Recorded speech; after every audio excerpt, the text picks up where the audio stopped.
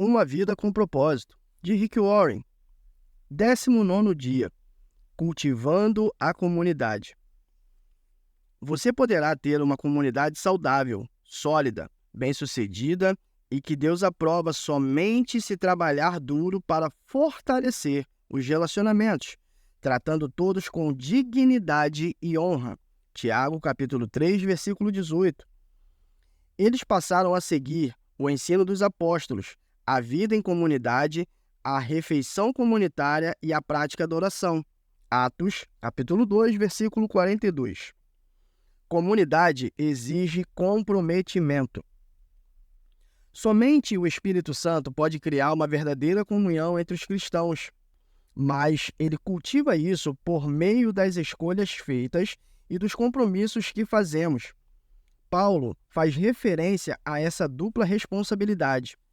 Vocês estão unidos na paz por meio do Espírito Santo, portanto, ofereçam-se para continuar unidos desse modo. É necessário tanto o poder de Deus quanto o nosso esforço para gerar uma comunidade cristã amorosa. Infelizmente, muitos crescem em famílias com relacionamentos adversos. Por isso, carecem das habilidades relacionais necessárias para experimentar a verdadeira comunhão. Eles devem ser ensinados a lidar e a se relacionar com os outros membros da família de Deus. Felizmente, o Novo Testamento é repleto de instruções sobre a vida em comunidade. Como afirma o apóstolo Paulo, escrevo-lhes estas coisas, para que vocês saibam como viver na família de Deus. Essa família é a igreja. Se você está cansado de comunhão dissimulada e gostaria de cultivar uma comunidade amorosa e verdadeira em seu grupo, na classe de estudo ou na igreja, será necessário fazer algumas escolhas difíceis e assumir alguns riscos. A vida em comunidade exige sinceridade.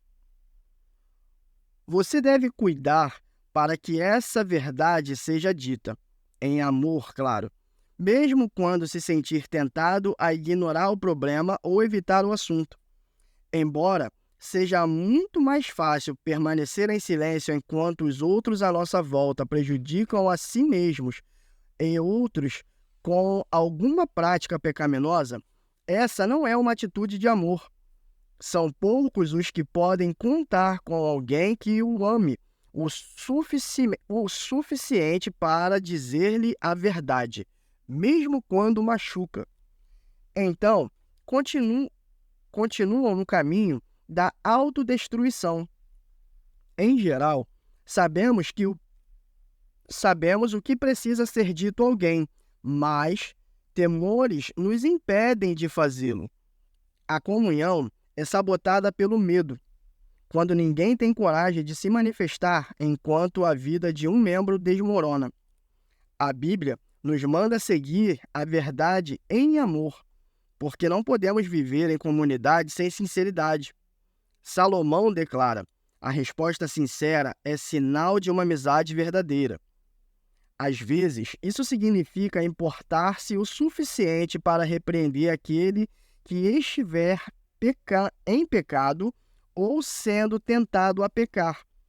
Paulo aconselha: irmãos e irmãs, se alguém em seu grupo comete algum erro, vocês que são espirituais deverão procurar essa pessoa e gentilmente ajudá-la a se corrigir. Muitas comunidades e grupos mantêm um relacionamento superficial por recear os conflitos.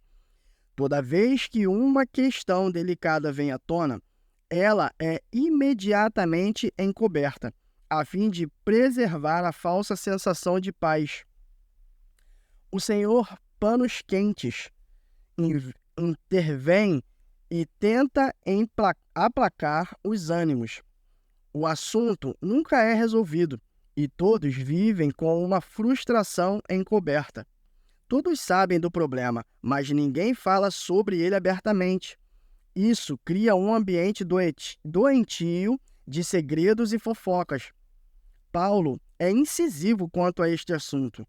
Essa nova vida traz mudanças. Chega de mentira, chega de fingimentos. Falem a verdade. No corpo de Cristo, estamos, antes de tudo, conectados uns aos outros. Se você mente para alguém, está mentindo para você mesmo. A verdadeira comunhão no casamento, na amizade ou na igreja depende da franqueza. Na verdade, o túnel do conflito é a travessia para a intimidade em qualquer relacionamento, até que os envolvidos se importem o suficiente para enfrentar e solucionar os obstáculos encobertos. Jamais estarão realmente próximos uns dos outros. Quando tratamos o conflito da maneira correta, crescemos em intimidade uns com os outros, pois enfrentamos e resolvemos nossas diferenças. A Bíblia diz: a verdade é que as pessoas valorizam a sinceridade mais que a bajulação. A franqueza, no entanto, não é uma licença para se dizer o que quer, onde quer e sempre que quiser. Não é grosseria. A Bíblia diz que existe um tempo certo e um modo certo de fazer cada coisa. Palavras impensadas deixam feridas permanentes. Deus nos manda tratar os membros da igreja com o mesmo amor que dedicamos à família. Nunca empregue palavras duras quando for corrigir um idoso, mas fale com ele como se fosse seu pai. Converse com os jovens como se fossem seus irmãos, com as mulheres idosas como se fossem sua mãe, e com as jovens como se fossem suas irmãs. Lamentavelmente, milhares de comunidades só foram destruídas por falta de honestidade. Paulo precisou repreender a igreja de Corinto pelo seu silêncio passivo ao permitir a imoralidade no meio deles. Visto que ninguém teve coragem de enfrentar o problema, ele então se pronunciou: vocês não podem apenas ficar olhando e esperar que tudo se resolva. Tratem da questão e resolvam o problema na autoridade de Jesus, nosso Senhor, que estará sempre presente entre vocês. Submetam a conduta desse homem perante todos. A arrogância e a insensibilidade de vocês nessa questão me perturbam. Vocês trataram o caso como se nada fosse. Escrevi na minha carta anterior que vocês não devem se sentir à vontade com quem vive na promiscuidade. Não quis dizer também que vocês não devem ter nenhum tipo de relacionamento com gente de fora da comunidade. O mesmo vale para os corruptos, de nenhum tipo, e para os religiosos impostores. Para não ter contato com esse tipo de gente, vocês teriam que sair do mundo. Mas estou dizendo que, quando um amigo que alega ser cristão se comporta de modo promíscuo ou corrupto, cheio de revolta contra Deus ou contra os amigos, se embebeda ou se torna explorador, vocês não devem agir como se tudo isso fosse normal. Não podem simplesmente conviver com isso como se fosse um comportamento aceitável.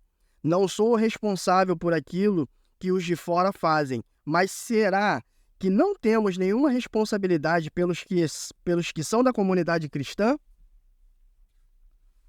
A vida em comunidade exige humildade. A presunção, o convencimento e o orgulho obstinado destroem a comunhão mais rápido que qualquer outra coisa. O orgulho ergue muros entre as pessoas, a humildade constrói pontes. O orgulho ergue muros entre as pessoas, a humildade constrói pontes. A humildade é o unguento que acalma e suaviza os relacionamentos. Por isso a Bíblia diz: sejam todos humildes uns para com os outros. A vestimenta adequada à comunhão é a postura humilde. A continuação do versículo diz: porque Deus se opõe aos orgulhosos, mas concede graça aos humildes. Essa é a outra razão pela qual precisamos ser humildes. O orgulho impede a graça de Deus em nossa vida, da qual precisamos para crescer, ser transformados, curados e ajudar os outros. Recebemos a graça de Deus quando admitimos humildemente que precisamos dela.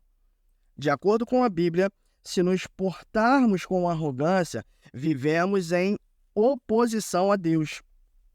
Essa é uma maneira tola e perigosa de viver. Você pode desenvolver a humildade de várias maneiras práticas, admitindo suas fraquezas, sendo paciente com as fraquezas dos outros, estando aberto a admoestações e pondo os outros em evidência. Paulo orienta: vivam em harmonia entre vocês. Não se comportem como se fossem superiores a alguém. Antes, alegrem-se na companhia das pessoas comuns. E não pensem que já sabem tudo. Aos cristãos de Filipos aconselha: nada façam por ambição egoísta ou por vaidade, mas humildemente considerem os outros superiores a você mesmo. Cada um cuide não somente dos seus interesses, mas também dos interesses dos outros. Humildade não é pensar menos de si mesmo, mas pensar menos em si mesmo. Humildade é pensar mais nos outros. Os humildes estão interessados apenas em servir os demais, não pensam em si. A vida em comunidade exige cortesia. Somos corteses Somos corteses quando respeitamos as diferenças, quando temos consideração pelos sentimentos uns dos outros e quando somos pacientes com os que nos irritam. A Bíblia diz: é preciso carregar o peso de termos consideração para com as dúvidas e temores de outras pessoas. Paulo diz a Tito: o povo de Deus deve ser cortês e ter coração aberto. Em toda a igreja e em cada grupo há pelo menos uma pessoa difícil, e normalmente mais que uma. Essas pessoas podem ter carências emocionais, insegurança profunda, maneirismos irritantes e habilidades sociais escassas. Você pode chamá-las carentes de graça extra. Deus colocou essas pessoas em nosso meio tanto para benefício delas quanto nosso. Elas são uma oportunidade para crescermos e um teste para a comunhão.